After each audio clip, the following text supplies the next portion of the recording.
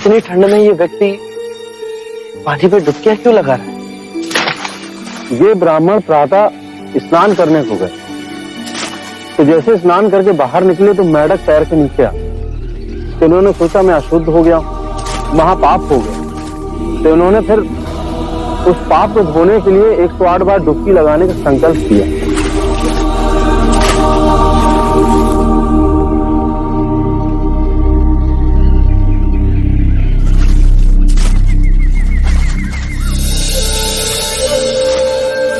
सुनिए, आप ठंड से कांप रहे हैं। यदि ऐसा करेंगे तो बीमार पड़ जाएंगे।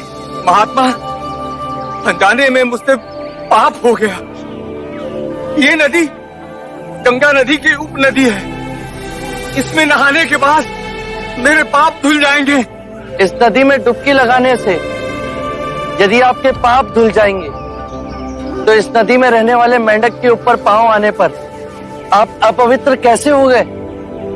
यदि आपको ऐसा लगता है कि नदी में डुबकी लगाने से आपके पापों का नाश होगा, तो इस नदी में रहने वाली मछलियां, कछुए, सर्प, मेंढक, इन सबको अब तक मुक्ति मिल गई होती।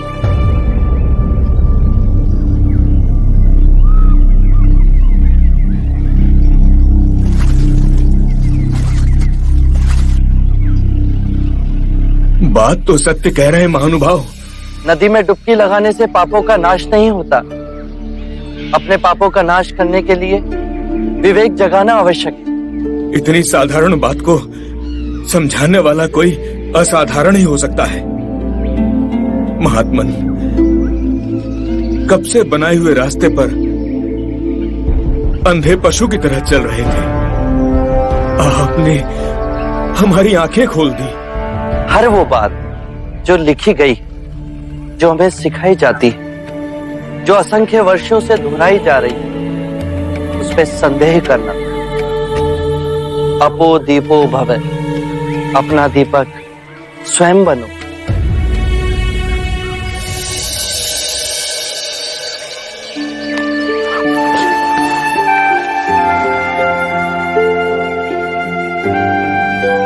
आप धन्य है महात्मा।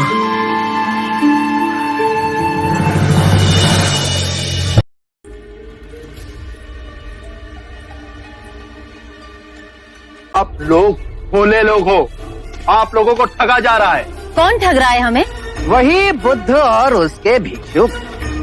हमने सोचा क्यों ना आज उनकी परीक्षा ली जाए। प्रतिदिन निःशुल्क ही भिक्षा ले जाते हैं। पर वो तो महात्मा लोग हैं। काहे का महात्मा? आज देखते हैं उनमें आध्यात्मिक शक्ति है या नहीं। यदि नहीं तो उन्हें धक्के मारकर राजगीर से बाहर निकाल देंगे। अवश्य। भाइयों सावधान, 2 भिक्षुक इधर ही आ रहे हैं। आइए भिक्षुकगण, आइए। आप ही की प्रतीक्षा हो रही थी, पधारिए। देखिए, यह चंदन का भिक्षा पात्र बांस पर रखा हुआ है। यदि आप बांस को बिना छुए चंदन का भिक्षा पात्र निकाल दें तो आपको भिक्षा मिलेंगी, अन्यथा नहीं।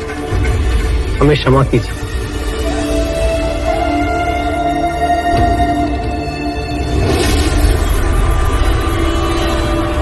क्यों बंधु, समस्त गांव के समस्त बड़े महात्मा बने फिरते हो और एक छोटा सा कार्य नहीं कर सकते? कैसे करेंगे? ये धूर्त है, घमंडी है, पाखंडी है ये लोग। नहीं, ये पाखंडी नहीं, अपितु नपुंसक है, नपुंसक। तभी तो भिक्षुक बने फिर रहे हैं। पता है इसका गुरु, धूर्त गुरु बुद्ध भी अपनी पत्नी को आधी रात में छोड़कर भाग गया था। सत्य वचन। बस के आगे मेरे गुरु को एक भी अपशब्द कहा तो मेरे गुरु के चरणों की धूल भी नहीं हो तुम लोग। तुम्हें हमारी सिद्धि देखनी है। इस बांस के डंडे को बिना छुए इस चंदन के भिक्षा पात्र को मैं नीचे उतार लाऊंगा। साख्य मुनि सिद्धि के प्रदर्शन को अटकाने का साधन मानते हैं, परंतु इनके लांछन का प्रति उत्तर देना ही होगा।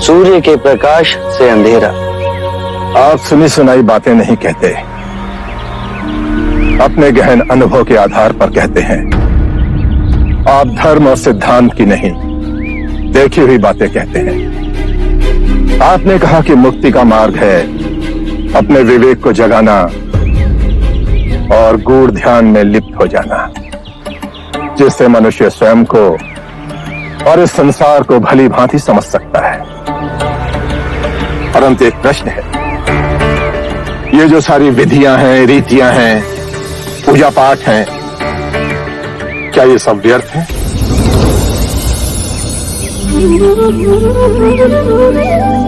यदि कोई व्यक्ति इस नदी के दूसरे किनारे पर जाना चाहे तो वो क्या करे? यदि जल गहरा नहीं है तो वो चलकर जा सकता है, और यदि जल गहरा है तो वो नाव की सहायता से जा सकता है या स्वयं तैरकर जा सकता है। यदि वो चलना ना चाहे और ना ही तैरने को तैयार हो और ना ही नाव ले जाने को तैयार हो, और वो कहे कि मैं प्रार्थना करता हूं इस नदी का दूसरा किनारा स्वयं चलकर मेरे पास आ जाए, तब तो ऐसे व्यक्ति को मूर्ख कहेंगे, महामूर्ख। इसी प्रकार यदि व्यक्ति अज्ञान और भ्रांति को अपने विवेक से मिटाएगा नहीं तो परम आनंद और मुक्ति के दूसरे छोर पे कैसे पहुंच पाएगा? चाहे वो पूजा करे या अनुष्ठान या व्रत करे या किसी नीति पर चले, वो इस किनारे ही रहेगा। हमने सारे शास्त्रों को पढ़ा, उन पर व्याख्या की, परंतु जीवन के इतने जटिल सत्य को इतनी सरलता से किसी ने नहीं समझाया, किसी ने नहीं समझाया। आप इस भटकती मानवता को परम ज्ञान का मार्ग दिखाएंगे। आप करुणा के सागर हो। हे बुद्ध, आप हमें अपना अनुयायी स्वीकार करें।